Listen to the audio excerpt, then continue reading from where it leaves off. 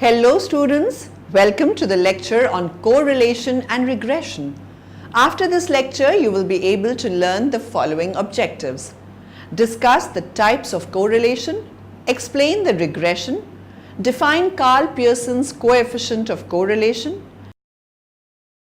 In today's session, we shall talk about correlation and regression. Correlation analyzes and examines the relationship or relationships between two variables in a mass of data. Correlation analysis is a means for examining such relationships. The relationship between variables could be linear or non-linear.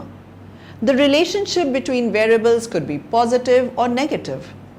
Correlation studies and measures the direction and intensity of relationship among variables. It measures covariation and causation. Hello everyone, and welcome to this brief overview of correlation. So what is correlation? Correlation is a relationship between variables. By looking at a correlation, we can get an idea of how strong this relationship is and what type of relationship exists between our variables, so more about the direction. One feature of a correlation is, of course, its direction.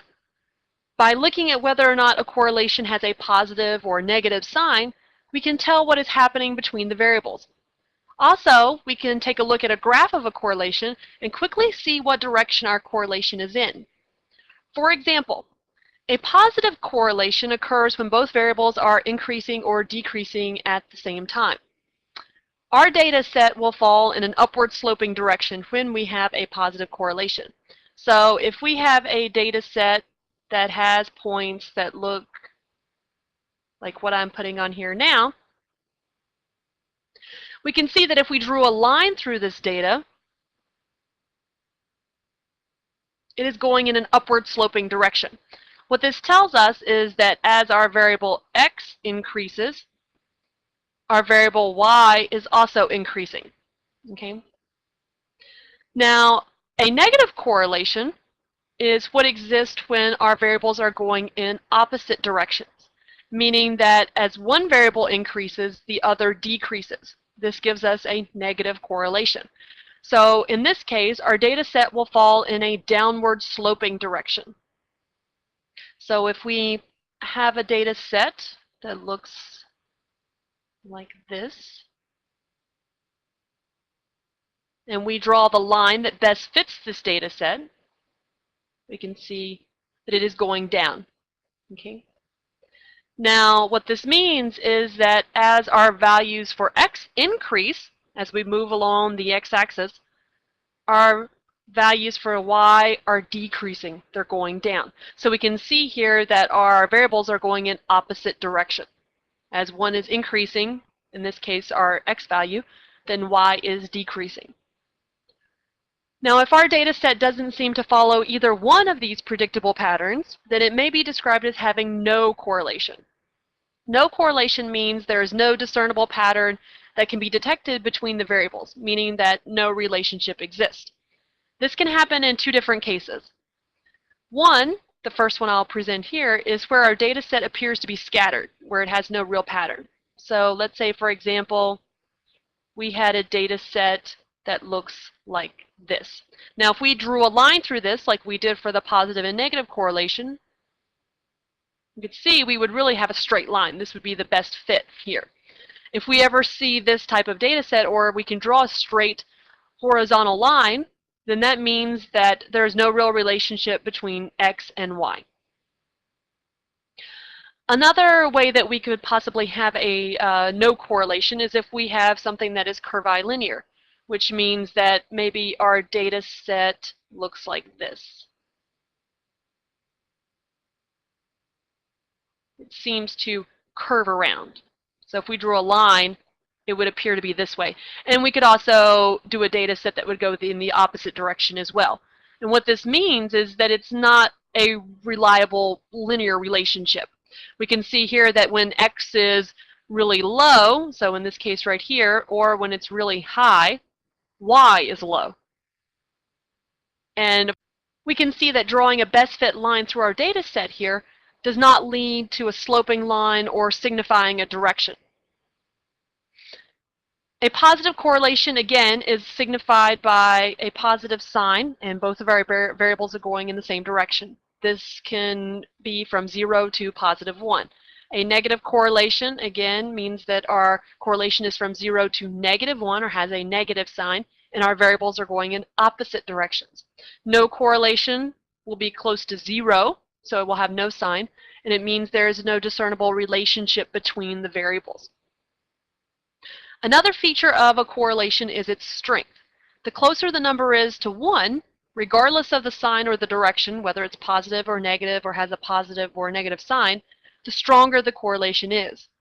Though we would have to look up the critical R, or correlation coefficient, which is affected by the sample size, to determine whether or not the correlation is large enough to be significant, we can get a basic idea of the strength by simply look at the correlation coefficient itself. We can see here that an R equal to plus or minus 0.8 or higher is typically referred to as a strong correlation. An R equal to plus or minus 0.5 to 0.8 is considered a medium correlation, while R of equal to plus or minus 0.4 or lower is usually referred to as a weak correlation. Now we can have this for any of the types of correlations, positive or negative, that we were talking about before. For example, a strong positive correlation would fit a straight line, or would be very close to that straight line. So, for example, very similar to what I had listed up at the top of the screen, if we had a data set that looked like this, where our best fit line would go right through the middle, of course that's supposed to be a straight line, then that would be a very strong positive correlation. The closer those dots or the points in our data set are to that line, the stronger the relationship. And the stronger our correlation, the greater that number will be to 1. Now we can see this especially in, let's say, a weak positive correlation. Now again, it's positive, so our data set will still go in maybe an upward sloping direction. But you can see here that our points are spread out more. They're not packed greatly around the line that we have here, or the best fitting line. So this would represent a weaker correlation. Overall, remember that correlations tell us about a relationship between variables, how strong that relationship is, and in what direction those variables are going. However, we cannot infer causality or say that one variable is impacting or affecting the other. Let us move on to the types of relationship between variables. Number 1 is cause and effect, and the second is coincidence. Let us look into the first type of relationship, namely cause and effect, with 3 examples. Low rainfall leads to low agricultural productivity. Where the sun is too bright and the temperatures are soaring, it may lead to dehydration of the masses. More number of people may fall sick due to rise in temperature. Now here, rising temperature is the cause and people falling sick are the effects. Such relationships are a result of cause and effect. Hello everyone, and welcome to this tutorial on calculating correlation. When we calculate a correlation, we are calculating the correlation coefficient, or what we refer to as Pearsons Correlation Coefficient, or Pearsons R. So that's what we're going to be calculating here with this example that I've already provided for us. You can see that we have 2 variables here that we're going to be correlating, or trying to find the relationship of. We have X, which is the number of hours studied for an exam, and then we have Y, which is the exam score. So what we're really trying to do is determine whether or not there is a relationship between how many hours a student studies for an exam and then the result they get on the exam score. You can see within our data set here, or the table that I have provided, that I have listed out all of the students pretty much just by a number, so 1 through 10. So here in this case we have 10 students. So I will go ahead and put up here at the top that our N is equal to 10. Our X values, as we can see listed here, are the number of hours studied for the exam. Our Y values are also listed, which are of course the exam score. And I've already calculated all the numbers we'll need to put into our correlation equation. I have calculated all of the xy's and summed those up. I have summed the x's, the y's individually, and you can see down here at the bottom that I have also calculated the mean and standard deviation for both x and y. So we have all of the information we need. Now we just have to plug everything in and do our calculations. So starting up here, you can see that we have our equation for R, which looks more complex than what it really is. Taking it piece by piece, we can start to plug in all of the items that we've already calculated. So starting off with our first section, 1 over n minus 1. N in this case is the number of subjects or participants that we have, and we have 10. So it would be 1 over 10 minus 1. So that's our first section on our numerator. Next, within parentheses, we can see that we're going to be doing two major actions. The first one is the sum of xy. So what this means is that we take the sum of all of the xy's multiplied together and add them together. So that's what this 3939 is. It is the sum of all of the xy's. Okay? So the sum of xy in this case is 3939. And we'll subtract from that our next piece in the parentheses, which is n times the mean of x times the mean of y. So the first number, n, again, this is the number of participants or subjects, which we've already calculated, is 10. And we're going to multiply that by the mean of x. And if we look down here within this table, you can see the mean of x is 4.7. So we'll multiply 10, or n, times the mean of x, which is 4.7, which we need to multiply now by the mean of y. So looking back at our table, we can see that the mean of y is 79.9. So 79.9 will be our third number there. So this is the whole numerator for this equation, so quite a few numbers here, okay? And we'll reduce that down in our next step. Now, in the denominator on the bottom of our equation, you can see that we have the s of x and the s of y, which means that we will be looking at the standard deviation for both x and then multiply that by the standard deviation for y.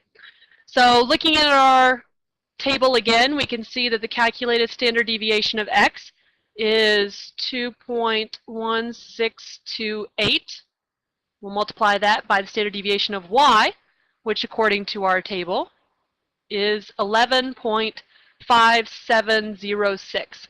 You can see when I do my own calculations, I try to take it out to 4 decimal places so that we don't get into too much of rounding errors. Okay, so now we can reduce this down. So starting with the top, we have 1 over 10 minus 1, which is 9. Within our parentheses, leave 3939 the same for now. And we'll multiply out 10 by 4 by 0.7 times 79.9. And when we multiply those three numbers together, we get 3755.3. So that would all be within parentheses. And then on the bottom, multiplying 2.1628 by 11.5706, we get 25.0249. So now we just need one more thing within parentheses that we need to simplify in the numerator. So we still have 1 over 9, and that will be multiplied by the difference of 3939 and 3755.3.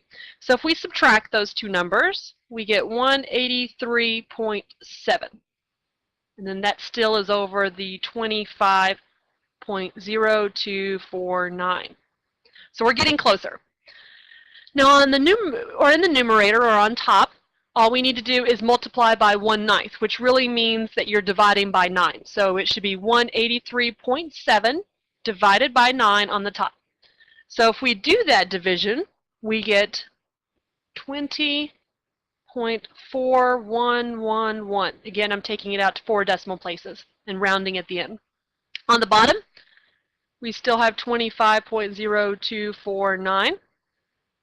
And the last thing for us to do is to divide 25.0249 into 20.4111. And if we do that, we get 0.8156, or rounding to 2 decimal places, we get 0.82. So our R, or our correlation coefficient for this data set, is 0.82. Now, of course, this is positive. We don't have a negative sign, so we know that this is a positive correlation, which means both variables are increasing together. The next thing we can tell by this is it's actually quite large. 0.82 is a quite large correlation. However, we don't know whether or not this is significant or not until we compare it to the critical R value. So looking in the table in the book, we need to figure out what the critical R value is. In the table, we look up based on degrees of freedom, which in this case, the degrees of freedom should be n-2. That's what we use for looking up the critical R. In this case, our n is 10, so 10 minus 2 is equal to 8. So the degrees of freedom we'll be using here is 8, and we should be looking at it at the 0.05 level and for the two-tailed test. And if we do that, we look that up in our book, the critical R value is 0.632. So our R value, or correlation coefficient, needs to be larger than 0.632 for our correlation to be significant. And as we can see, it is. Our calculated R, again, was 0.82, which is indeed larger than our critical value of R, which is 0.632. So that means that we reject the null hypothesis, which of course means there is no relationship, and we accept the alternative.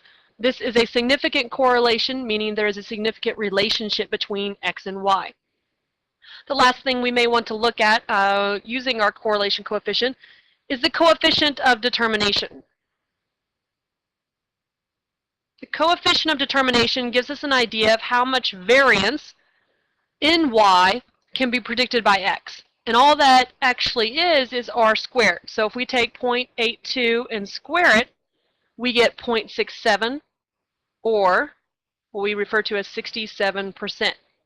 That means 67% of the variance in Y, or 67% of the variance in exam scores, can be accounted for by X, or the number of hours studied. So that means that there could possibly be other things playing a role, of course, up to 33%, that extra variance that's left over. So this is how you would go about calculating the basic R, or the Pearsons correlation coefficient. Types of correlation.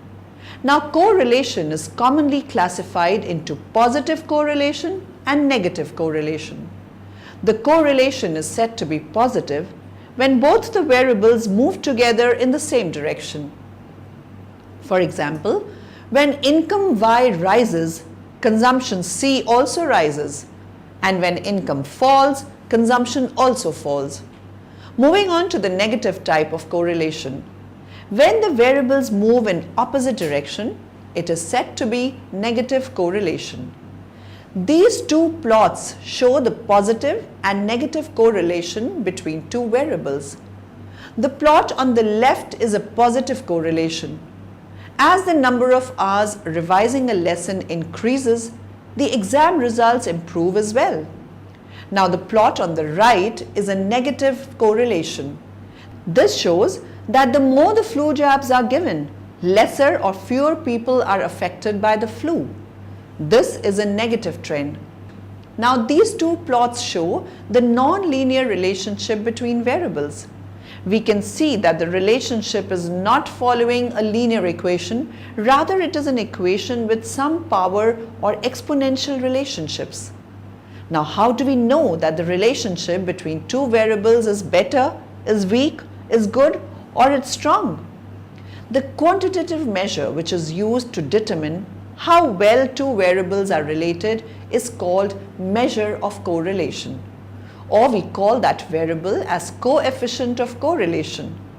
If there are two variables, let's say X and Y, then the coefficient of correlation is the ratio of the explained in Y by X divided by the total variation in Y. The coefficient of correlation is denoted by gamma, and it varies between -1 and +1. When gamma is 0, then there is no correlation between two variables. If gamma is +1, then we have a perfect positive correlation between two variables. And if gamma is -1, then we have a perfect negative correlation between two variables. The plot on the left shows that there is no correlation between the variables. The data points are scattered all over the place. There is no correlation between variable x and y. So in this case, gamma is 0. Now this plot in the center is a perfect positive correlation. As the value of x increases, the value of y also increases.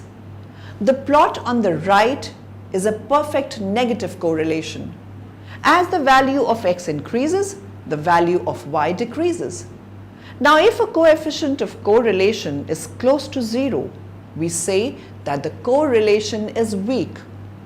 If it is closer to +1, we say that the positive correlation is strong, and if it is closer to -1, we say that there is a strong or good negative correlation between the variables. The coefficient of correlation R is given by the formula as shown on the screen. Rank correlation. Data which are arranged in numerical order, usually from the largest to the smallest, and numbered 1, 2, 3 are said to be in ranks or ranked data. These ranks prove useful at certain times when two or more values of one variable are the same. The coefficient of correlation for such type of data is given by Spearman rank difference correlation coefficient. It is denoted by R. In order to calculate R, we arrange data in ranks, computing the difference in ranked for each pair. R is given by the formula 1 minus 6 into summation of d square divided by n into n square minus 1. Regression. We have this y and x axis, and we have this set of data which are scattered all over. We will try to build a relationship between these points. It is typical to fit in a straight line between these points, but the problem with straight line is that we get errors. The distance between the gray dots and the blue line is called the error. What we try to do is minimize these errors, and that is why it is called the least squares method. What we try to do is minimize all the distances between the error rate, the error and the line itself. This is also known as the standard error of the estimate, which is very similar to the standard deviation. So when we have a line like this and have a lot of errors, we are trying to minimize the standard deviation between the gray dot and the blue line. If two variables are significantly correlated, and if there is some theoretical basis for doing so, it is possible to predict values of one variable from the other. This observation leads to a very important concept known as regression analysis. Regression analysis in general sense means the estimates or prediction of the unknown value of one variable from the known value of the other variable. It is one of the most important statistical tools which are extensively used in almost all sciences, natural, social and physical. It is specifically used in business and economics to study the relationship between two or more variables that are related casually, and for the estimation of demand and supply graphs, cost functions, production and consumption functions, and so on. Prediction or estimation is one of the major problems in almost all the spheres of human activity. The estimation or prediction of future production, consumption, prices, investments, sales, profits, income, etc. are of very great importance to business professionals. Similarly, population estimates and population projections, revenue and expenditure, etc. are indispensable for economists and efficient planning of an economy. So we can say that regression analysis is a mathematical measure of the average relationship between two or more variables in terms of the original units of the data. Regression equation. Suppose we have a sample of size n and it has two sets of measures denoted by x and y. We can predict the values of y given the values of x by using the equation called the regression equation. That is, y star is equal to a plus bx, where the coefficients a and b are given by as shown by the screen, and the symbol y refers to the predicted value of y from a given value of x from the regression equation. Karl Pearsons coefficient of correlation. Karl Pearsons method is most widely used method of measuring the relationship between two variables. This coefficient is based on a few assumptions. There is a linear relationship between the two variables, which means that straight line would be obtained if the observed data are plotted on a graph. The two variables are causally related, which means that one of the variables is independent and the other one is dependent. A large number of independent causes are operating in both the variables so as to produce a normal distribution. According to Karl Pearson, R can be calculated as shown on the screen. One of the first things you learn in correlation is Pearsons correlation. Suppose you have collected a data set of age and yearly income of 10 different employees in a company. Here is a graph representing that information. Looking at the graph, you can see that as age goes up, yearly income also tends to go up. Pearsons R measures the strength of the linear relationship between two variables. Like in this case, relationship between these two variables seem to be linear. So it will be pretty easy to draw a line through the scattered points.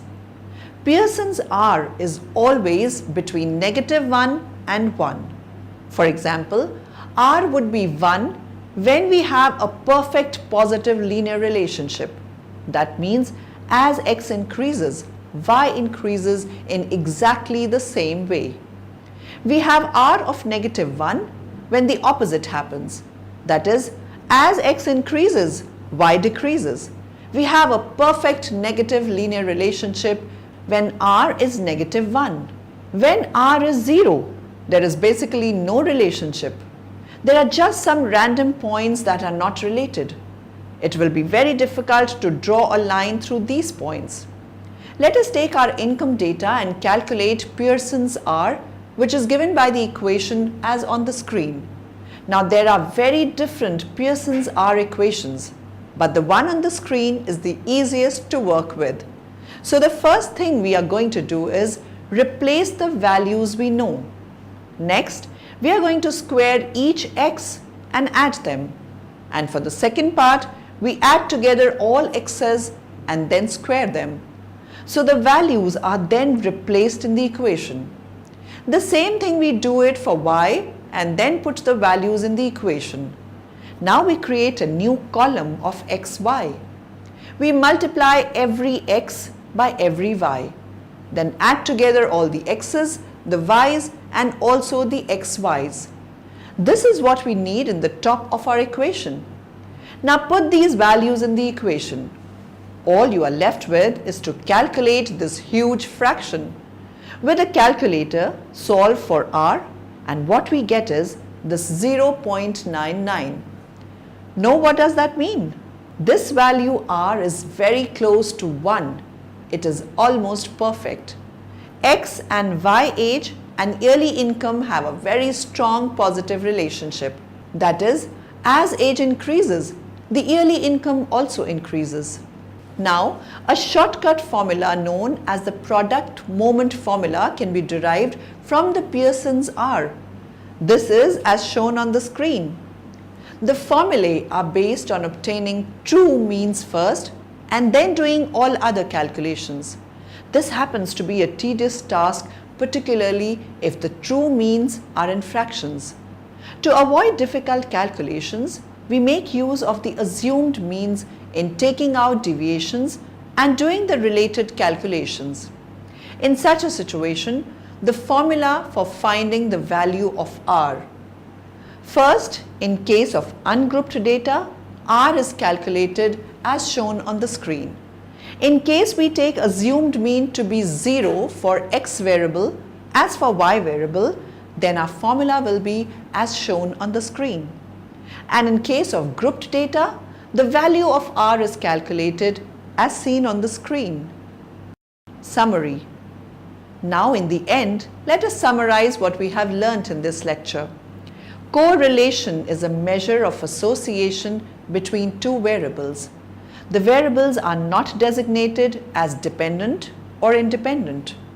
If two variables are significantly correlated, and if there is some theoretical basis for doing so, it is possible to predict values of one variable from the other. This observation leads to a very important concept known as regression analysis. Regression analysis in general sense means the estimation or prediction of the unknown value of one variable from the known value of the other variable. Regression analysis is a mathematical measure of the average relationship between two or more variables in terms of the original units of the data. Karl Pearsons method is most widely used method of measuring the relationship between two variables.